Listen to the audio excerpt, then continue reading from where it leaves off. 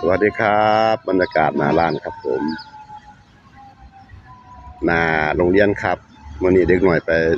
ไปเที่ยวครับสถานศึกษาครับผมมีเวลา6:20ครับตำรวจนำทางนะ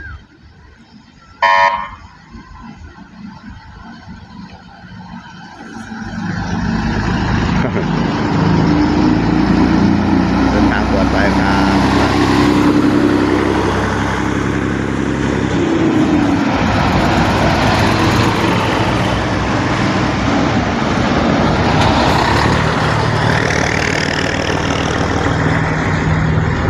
รถบัส5 คันครับ6 คันครับ